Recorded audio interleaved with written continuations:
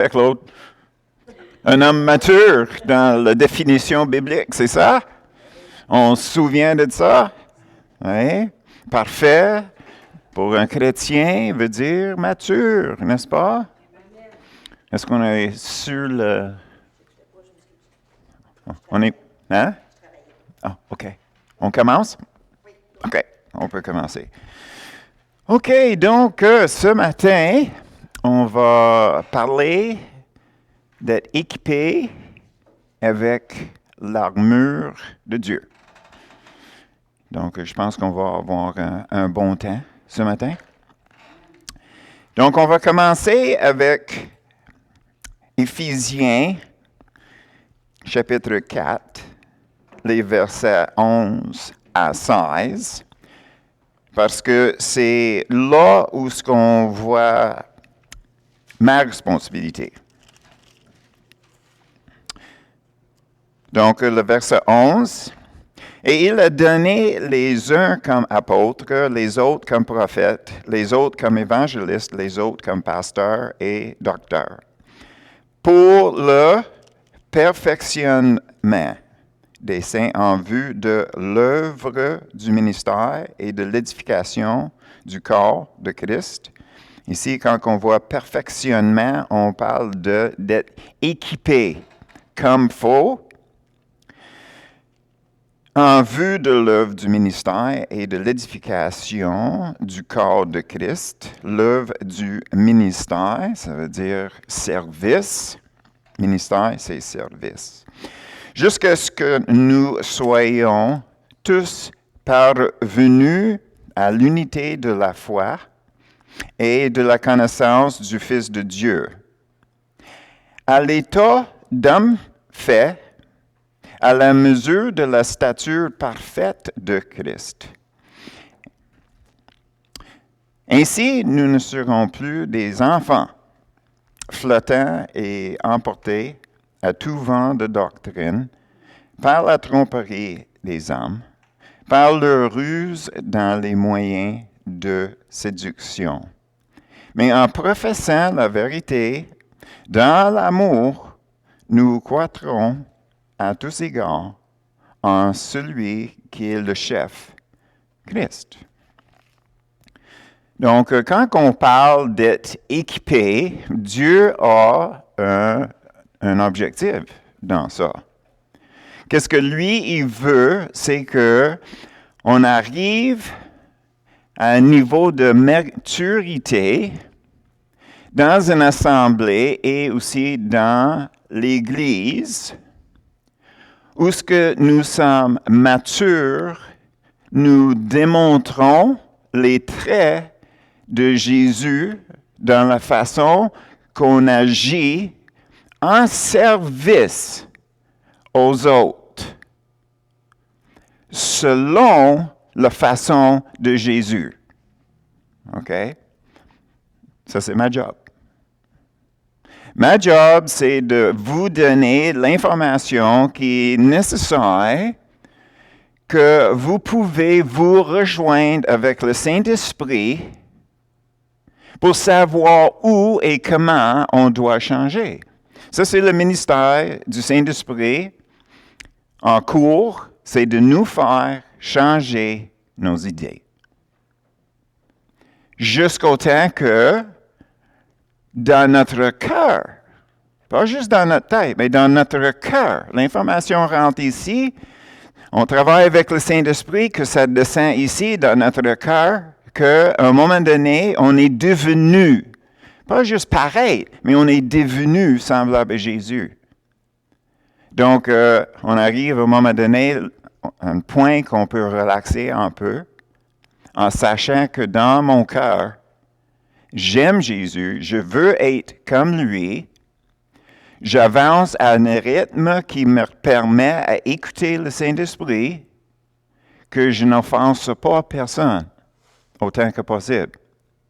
Donc, il y a une relation qu'on est supposé d'avoir avec Dieu, avec nous et avec les autres, qui permet de servir le Seigneur dans toute humilité comme Jésus il l'avait fait, pour le bien, l'édification et le bien des autres autour de nous, mais surtout dans l'Église, dans l'Assemblée. OK? Donc, quand on parle d'être équipé, ça c'est l'objectif que Dieu il a. Mais n'oublie pas que l'information, ce n'est pas une substitution hein,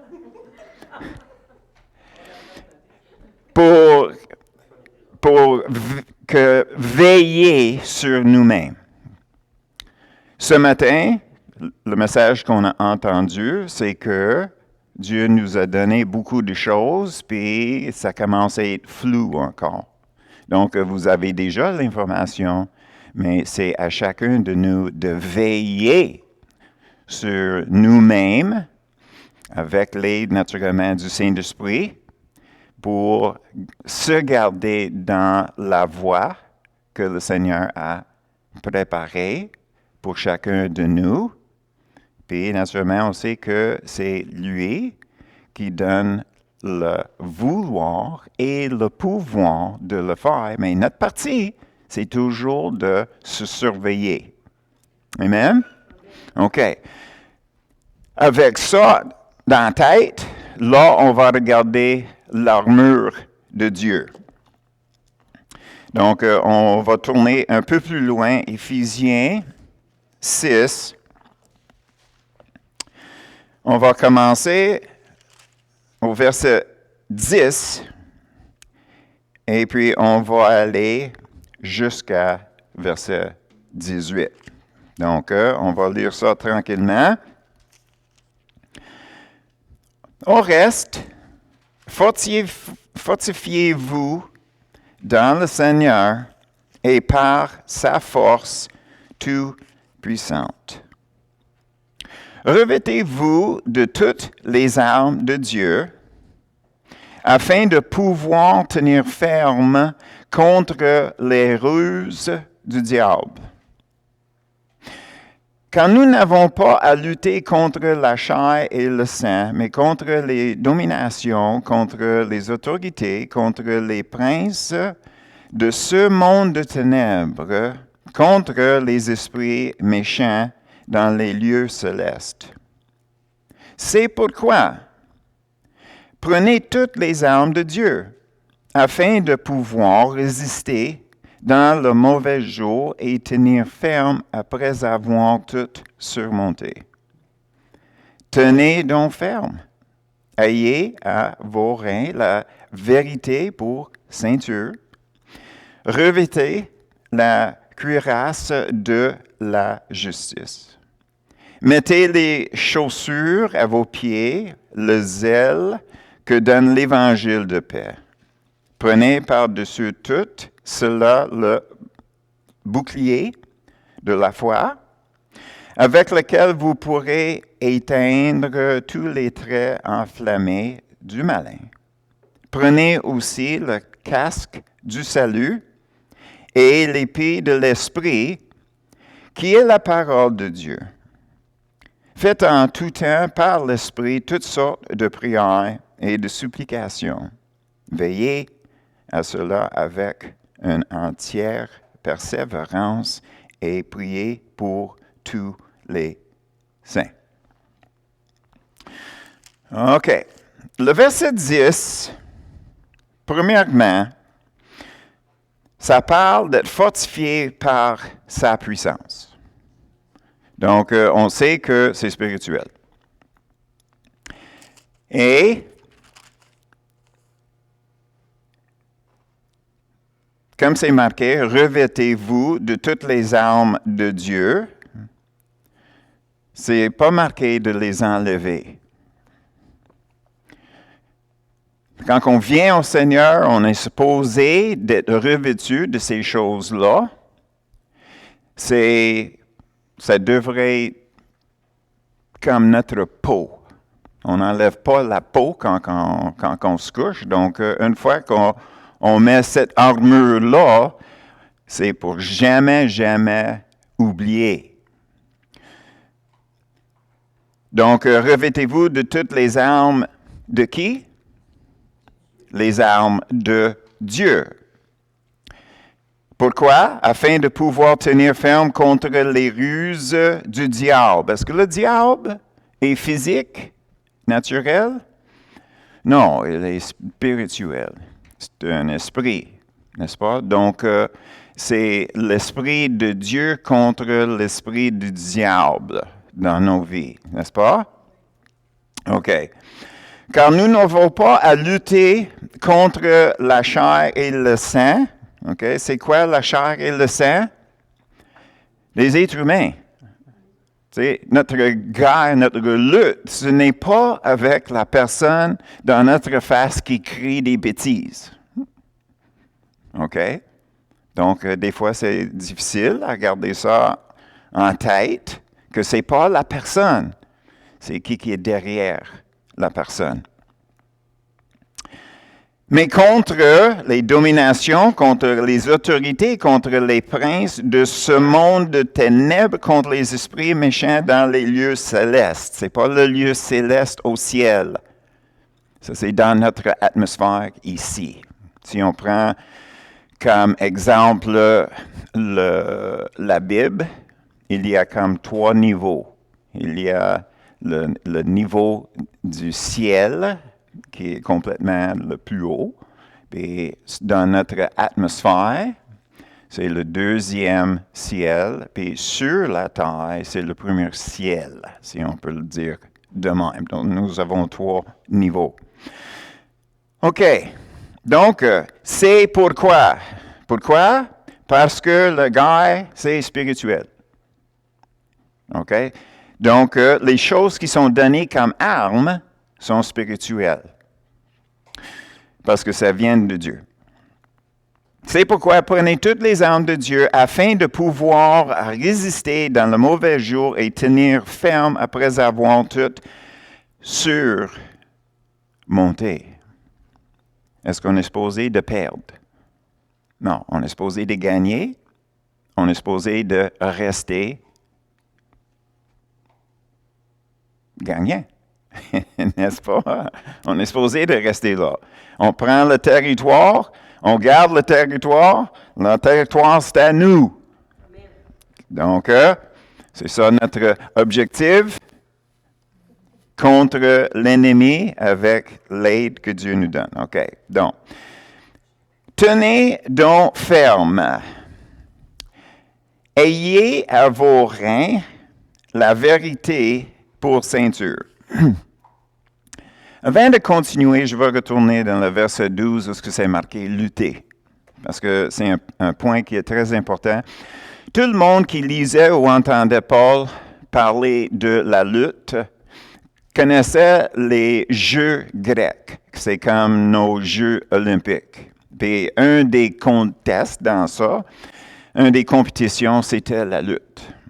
Donc, qu'est-ce qui arrivait, c'est qu'il avait des jeux de lutte où il avait ceux qui se battaient un contre l'autre, jusqu'à arrivent les 2 finalistes. Mais qu'est-ce qui arrivait à l'époque? C'est que celui qui perd, le finaliste qui perd la lutte, perdait ses yeux. Il perdait ses yeux. C'était enlevé en perdant. Ça, c'est pour s'assurer qu'il n'avait pas de fraude, puis pour avoir la meilleure compétition qui existait. OK? Donc, le moment que Paul parle de même, on devrait se voir dans une compétition, dans un contest. Est-ce qu'on dit ça en français, contest? Contester? Un contest? Un concours, OK, un concours. Nous sommes dans un concours spirituel, si on veut. C'est plus exagéré que ça. Un concours avec le diable où si on perd nos yeux. Donc, plus tard, quand on voit le mot « veiller », c'est ça la raison pourquoi. Puis, c'est pas difficile à croire que on va perdre nos yeux si l'ennemi gagne. Parce que si on regarde nos yeux comme nos yeux spirituels qui voient les choses de Dieu, ça peut devenir flou, n'est-ce pas? Tu sais, le plus que... Oui, Louise. J'aimerais commenter ici parce que ça me touche tellement. Qu'est-ce que tu... Ça, je ne savais pas ça. Là. Oh, OK. Mais souvent, je rencontre des gens en ministère, là, ils n'ont plus d'yeux. Je me souviens la première fois que j'ai vu quelqu'un qui n'avait plus de yeux, puis je ne comprenais pas pourquoi il était aveugle, quelle sorte d'aveuglement qu'il vivait. Mais le Saint-Esprit me parlait, puis il me disait que l'ennemi est venu enlever ses yeux. C'est ça. Fait qu'à quelque part, il y a eu une guerre. Oui. Il est rentré dans une guerre, puis il a perdu. Oui, c'est ça. Il n'a pas compris ce contexte. Oui, c'est ça. Naturellement, nous autres, on n'est pas nécessairement au courant de toutes les choses qui se passaient à l'époque, mais tout le monde connaissait les jeux grecs. Donc, qu'est-ce que nous avons? Nous avons un concours dans lequel la personne qui perd peut vraiment perdre peut-être le sens le plus important envers Dieu. Tu sais, nous autres, on dit toujours, je vois, qu'est-ce que tu dis? Bien, on ne voyait pas les paroles, on comprenait, ça veut dire. Donc, de perdre la vue à cause d'un concours avec l'ennemi, bien, qu'est-ce qu'on va perdre?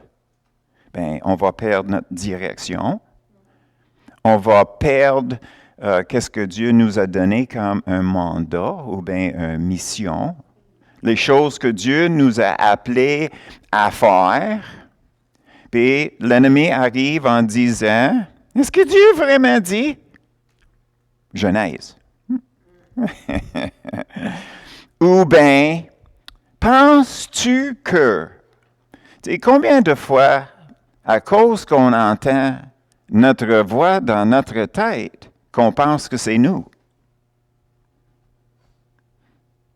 C'est juste à cause qu'on entend une voix qui semble à notre dans notre tête, c'est pas pour dire que c'est nous. Comment est-ce que je peux dire ça? Souvent, des chrétiens, ils vont dire, je suis sûr que c'est Dieu parce que moi, je ne pense pas de même. Mais comment ça se fait? On ne reconnaît pas quand que c'est le diable qui nous suggère les choses qui ne sont pas dans notre nature. Mais la voix, c'est semblable à la note. Donc, quand que je parle à un enfant, je te parle dans un tout petit voix, parce que c'est un enfant. Bien, est-ce que le diable ne peut pas nous parler avec une voix qui ressemble à la note? Hein? Tu sais, quand que le Seigneur, il nous parle, on sait c'est lui, pourquoi? Bien, premièrement, c'est biblique, donc nous avons un point de référence, mais c'est quand même juste une voix. Il n'arrive pas. Ici, c'est Emmanuel. Je te parle. Non, c'est tout doux et simple. Hein? C'est juste, tu sais, c'est comme la musique dans notre oreille. Mais on sait que c'est lui parce que c'est quelque chose que nous autres, on ne pensait pas. Donc, c'est pas compliqué que l'ennemi peut faire la même chose. Donc, c'est la raison pourquoi il fallait qu'on veille. Veille sur nous. Amen? OK. Donc, on continue. Tenez donc ferme. Ayez à vos reins la vérité pour ceinture. Premièrement, c'est très important de réaliser pour les soldats, la ceinture, c'était un des morceaux de l'armure qui était le plus important.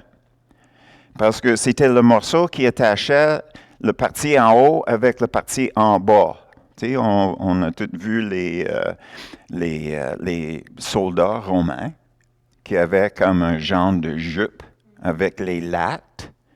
Puis en haut, il avait la cuirasse. Bien, tout ça, c'était attaché par la ceinture.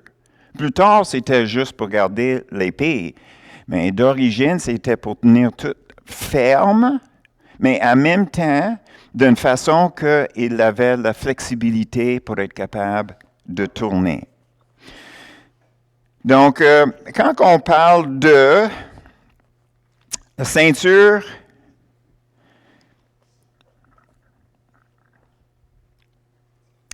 la vérité, qu'est-ce qu'il faut qu'on réalise que ça, c'est le mot vérité veut dire réel, sincère, honnête avec Dieu. Une relation qui est ouverte et sincère et honnête, premièrement, avec Dieu. Ça, c'est la vérité dans le grec, la façon que c'est écrit. Ce n'est pas vérité comme je connais la vérité. C'est une vraie relation avec le Seigneur. Vrai où ce que moi, je peux lui dire que je n'ai pas bien content avec la façon qu'il me traite. Parce que si je ne peux pas ouvrir mon cœur envers le Seigneur, bien, il y a déjà un problème. T'sais, si notre amitié avec une autre personne, c'est basé sur le fait que l'autre personne me dit toujours qu'est-ce que je veux entendre, bien là, ce n'est pas vraiment une relation profonde, ça. C'est très, très superficiel. Puis le moment que cette personne-là commence à me dire la vérité, bien peut-être je ne veux pas l'entendre, donc je vais le flasher. Tu sais, on a tous vécu ça. Tu sais, on parle de quelqu'un, du Seigneur, en tout amour, puis la personne ne veut pas entendre rien de Dieu, donc il va nous flasher. C'est simple que ça. Donc, c'est pas difficile à comprendre que si on ne peut pas avoir une relation avec le Seigneur qui est grande, ouverte, on a déjà un problème. Puis, il fallait qu'on prenne le temps avec le Saint-Esprit, avec le Seigneur, pour trouver pourquoi est-ce qu'on n'est pas capable d'entendre les choses qu'on ne veut pas entendre sans que la rancune rentre dans notre cœur pour monter une barrière où ce que nous autres, on ne peut pas avancer parce que ce problème-là existe toujours. Donc, il y a un niveau de confiance, il fallait qu'on arrive à ce niveau-là. C'est plus qu'important, c'est tout entier, oui. Merci. Revêtez la cuirasse de la justice, OK? Ici, c'est pas la justice comme quand on vient au Seigneur, puis le Seigneur nous a lavés, puis on est devenu juste. OK? On a fait l'étude. Justice veut dire en règle avec Dieu. Donc, quand on est sauvé, on est lavé par le sang de Jésus, on sait, puis on tombe pour la première fois dans nos vies en règle avec Dieu. OK? Mais ici, le cuirasse, c'est de rester en règle avec le Seigneur à cause de l'œuvre du Saint-Esprit dans notre sanctification progressive. On a déjà regardé ça, OK? On est sauvé, puis là, le Seigneur embarque avec le Saint-Esprit dans nos vies pour nous amener à la place de devenir de plus en plus comme Jésus. Nous sommes mis à part, on n'est pas mis de côté. On est mis à part pour servir Dieu. Je sais à qui je suis fidèle. J'ai juste le Seigneur à plaire dans ma vie. C'est fini là. Ça commence là, c'est fini là. Donc, la justice qui est parlée ici pour protéger mon cœur, parce que le cœur, c'est derrière la cuirasse, n'est-ce pas? Donc, pour protéger mon cœur et de garder ma relation avec le Seigneur, il fallait que j'œuvre avec le Saint-Esprit quotidiennement, parce que c'est lui qui me dirige, c'est lui qui me conduit. Donc, si je suis à date avec le Saint-Esprit, bien là, il n'y a pas de place pour l'ennemi de venir m'attaquer dans mon cœur avec rancune, colère, jalousie, toutes ces choses-là, n'est-ce pas? Parce que j'ai juste une personne à plaire, puis il ne s'appelle pas Perry Dunn, il s'appelle Jésus-Christ, n'est-ce pas? Comme vous autres. OK. Mettez pour chaussure à vos pieds le zèle que donne l'Évangile de paix. Malheureusement, le zèle, ce n'est pas dans les Écritures. Parce qu'on a parlé de l'armure, c'est pour me défendre. L'armure ici, sauf l'épée, c'est l'armure défensive. C'est pour me protéger. Toutes les choses qui sont listées sont pour me protéger. Donc, le zèle ici donne l'impression, c'est pour être zélé de parler de l'Évangile aux autres. Ce n'est pas le cas. On parle de l'ennemi. Ça, c'est une armure pour me protéger, donnée par Dieu pour me protéger de l'ennemi spirituel. Donc, c'est rien à faire avec la préparation de l'Évangile. L'Évangile veut dire bonne nouvelle. La bonne nouvelle qui est mentionnée ici, c'est l'Évangile de paix. Mot-clé, c'est paix. Donc, la bonne nouvelle, c'est que je suis en paix avec Dieu. Si je suis en paix avec Dieu, est-ce que je vais écouter l'ennemi?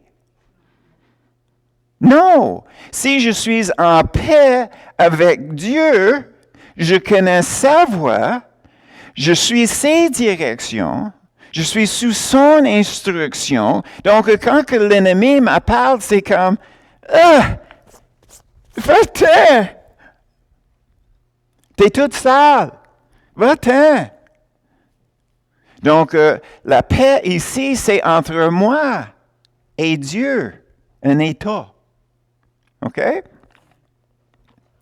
C'est pas pour dire qu'on ne partage pas l'Évangile en passant, tu sais, c'est juste pour dire dans le contexte ici, c'est pour moi.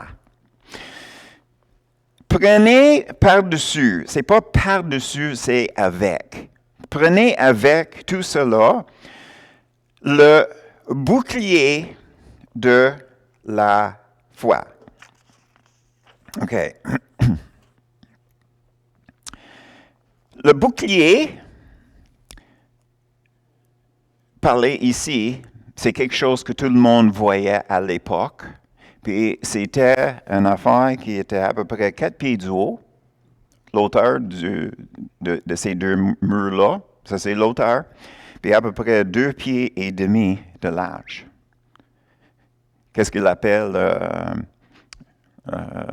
heavy shield? C'est un bouclier, mais ce n'était pas le petit bouclier pour un combat proche. C'est quelque chose pour protéger le soldat ou ce que lui, il peut se cacher derrière ça. C'est assez grand pour se cacher au complet. OK? Donc, avec ça dans la tête, il fallait qu'on réalise que la confiance que nous avons en Jésus, c'est notre protection. C'est la confiance, la foi que nous avons dans la parole de Dieu. C'est la confiance que nous avons sur qu'est-ce que Dieu nous a dit. Tu sais, comme Abraham. Abraham était juste. parce qu'il a cru qu'est-ce que Dieu a dit et il avait agi. Donc, croire sans action, ce n'est pas croire selon les Écritures. Ce n'est pas la foi.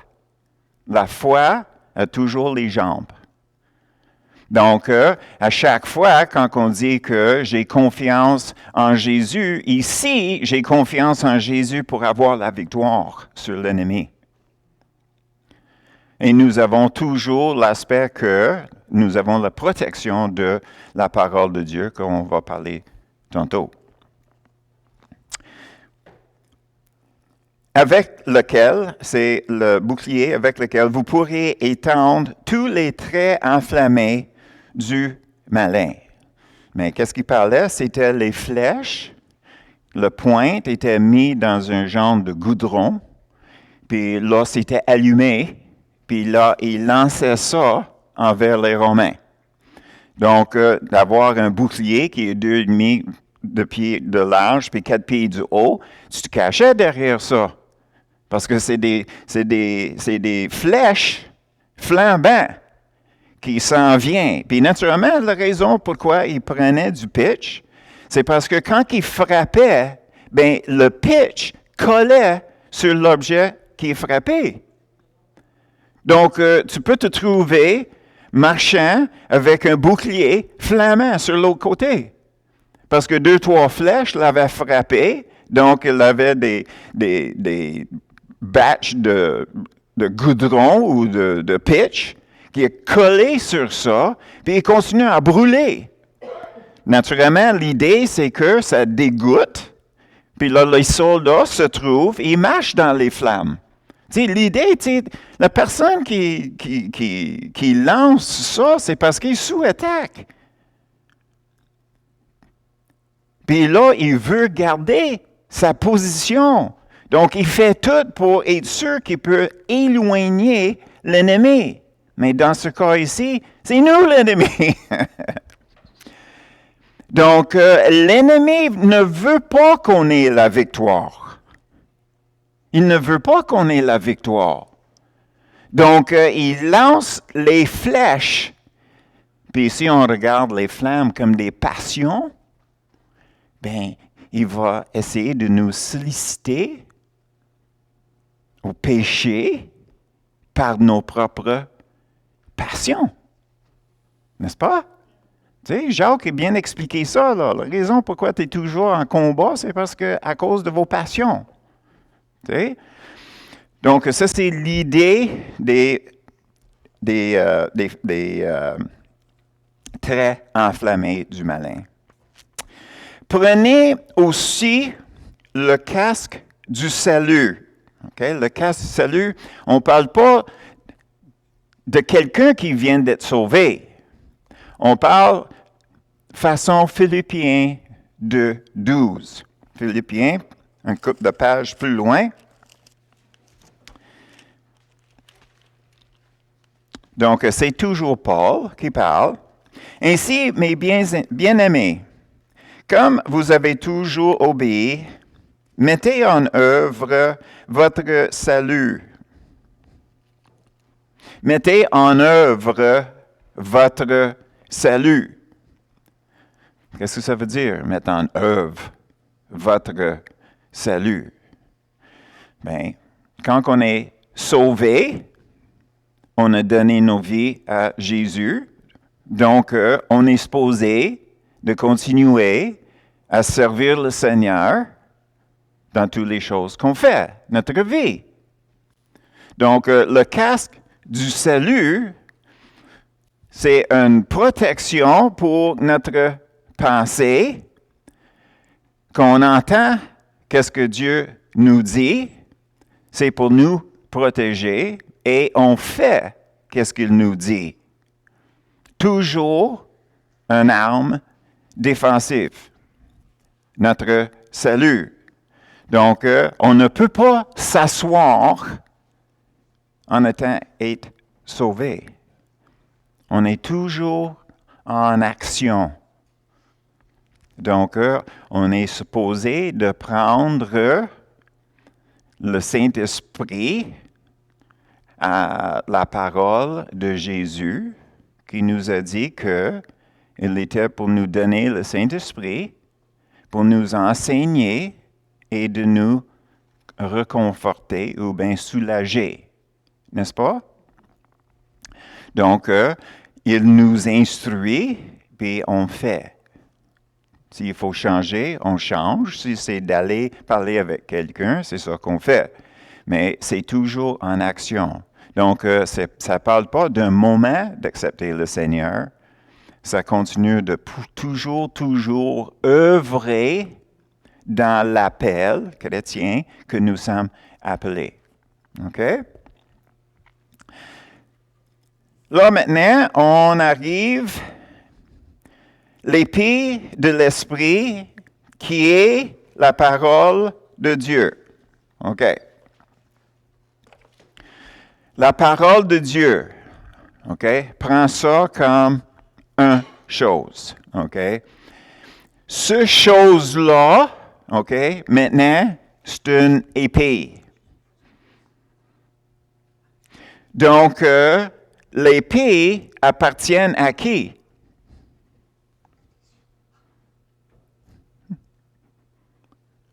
Le Saint-Esprit.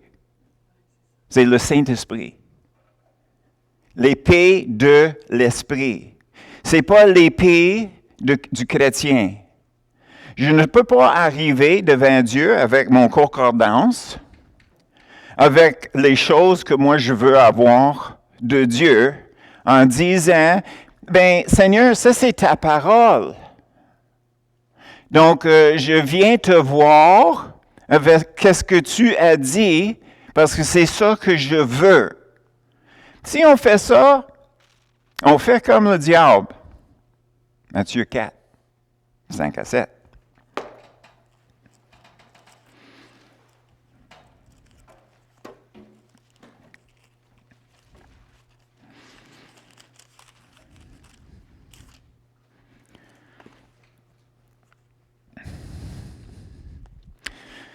Le verset 5.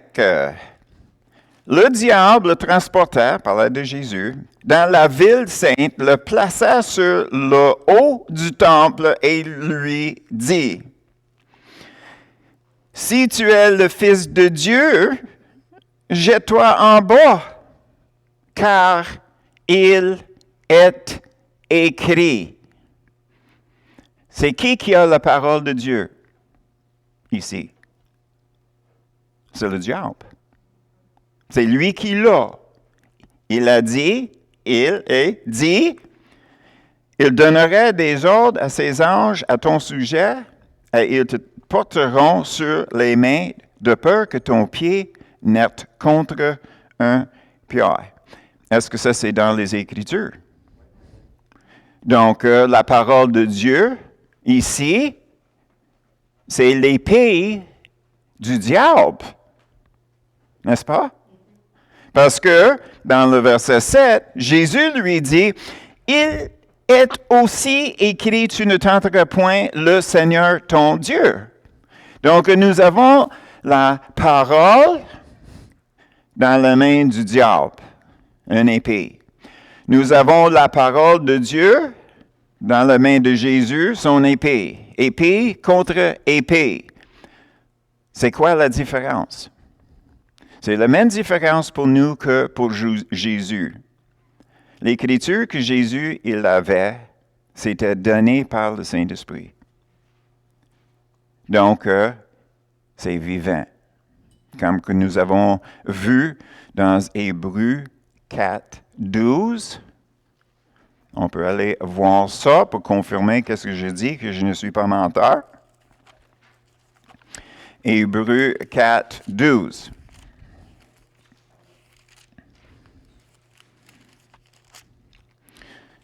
Non, c'est vrai, je n'ai pas suivi l'ordre. Car la parole de Dieu est vivante. C'est ça le mot-clé, vivante. Est-ce que ça serait vivante entre les mains du diable face à Jésus? Non, ça serait mourante. Pas vivante, mourante.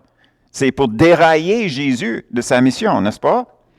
Donc, on voit ici que c'est marqué que vivante et efficace, plus tranchée qu'une épée quelconque à deux tranchants, pénétrant jusqu'à partager âme et esprit, jointure et moelle, elle juge les sentiments et les pensées du cœur.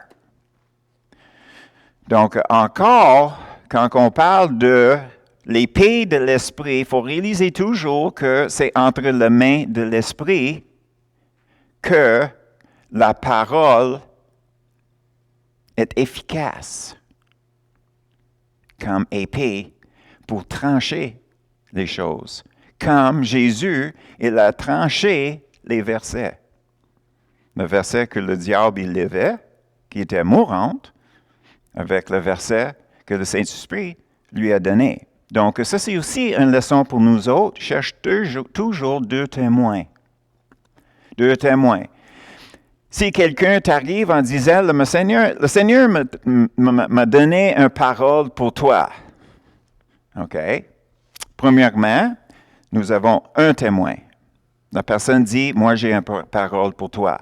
OK? Donc, on cherche le deuxième témoin. Est-ce que c'est biblique? Oui?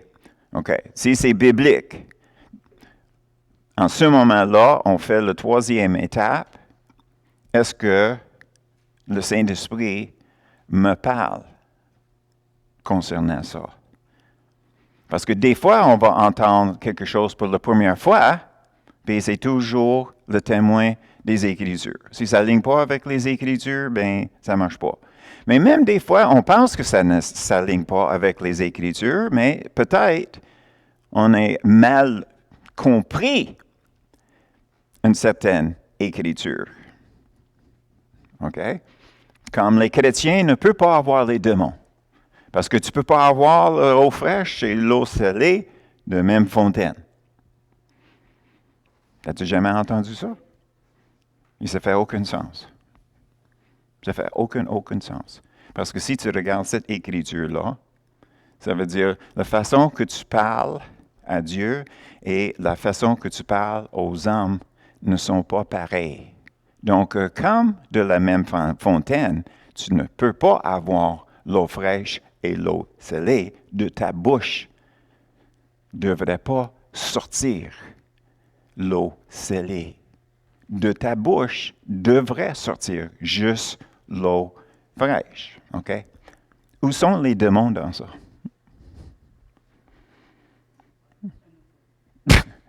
Il n'y en a pas.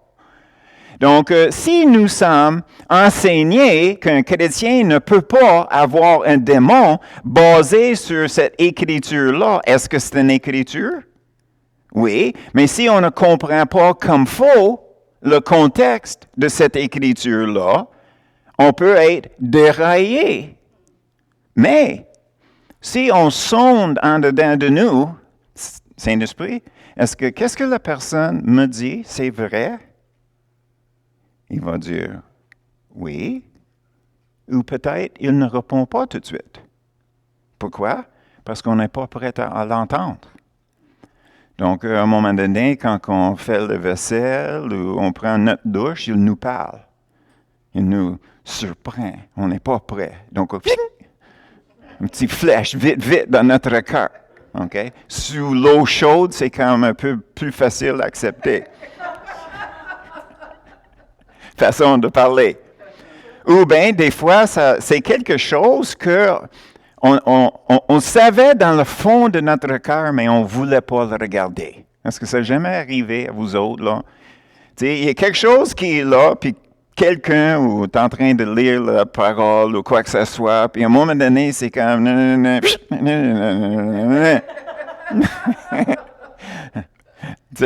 on saute le parti qu'on ne veut pas entendre, OK?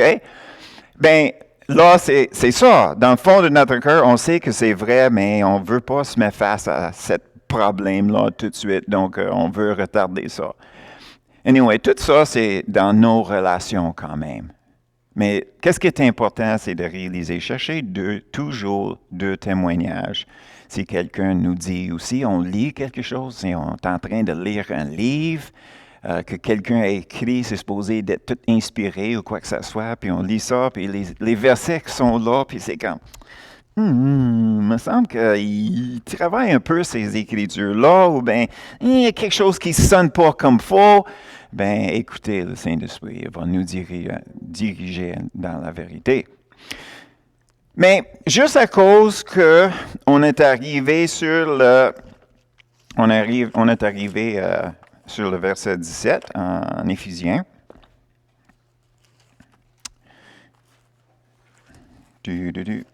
Éphésiens 4. OK. On était à le verset...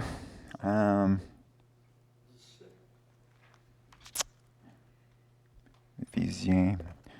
Ça m'aiderait si je serais dans le bon chapitre. Hein? OK. OK. La parole de Dieu qui est l'épée de l'Esprit. Malheureusement, dans beaucoup de traductions, le verset 18 commence avec « faites ». Mais dans le grec, à la fin de verset 17, pour le début de verset 18, ça dit « avec ». Avec. Avec. Donc, nous avons l'armure de Dieu qui est là, puis là, on voit le point, puis on pense qu'on change de sujet. Non, c'est avec. Donc, on prend l'armure de Dieu avec toutes sortes de prières et de supplications faites en tout temps par l'Esprit. C'est ça la façon qui est écrit. C'est ça la façon qui est écrit. Toute prière est supposée d'être dirigée par le Saint-Esprit. Supplication, quand on voit prière, en général, on pense prière générale. Supplication, quand que nous avons fait notre étude sur 12 types de prières, un type, c'était supplication. Supplication, c'était plus un comportement que qu'est-ce qui est dit. C'est un comportement de soumission. Soumission.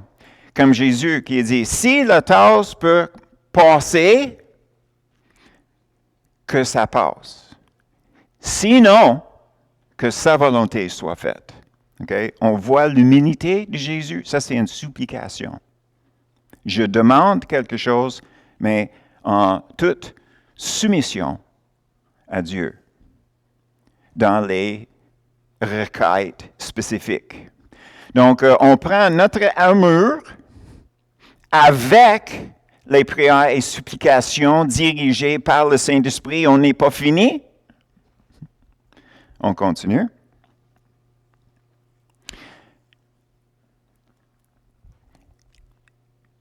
Veillez à cela.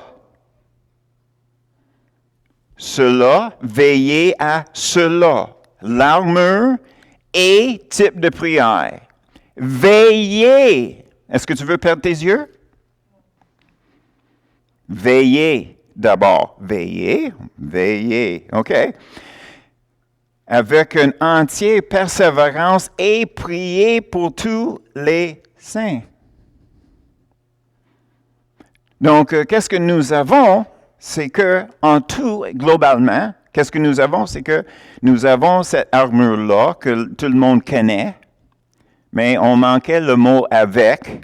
Maintenant, nous avons les prières et les supplications qui sont dirigées par le Saint-Esprit. Ma responsabilité, c'est de veiller parce que ces prières et pétitions-là sont dirigées envers les chrétiens.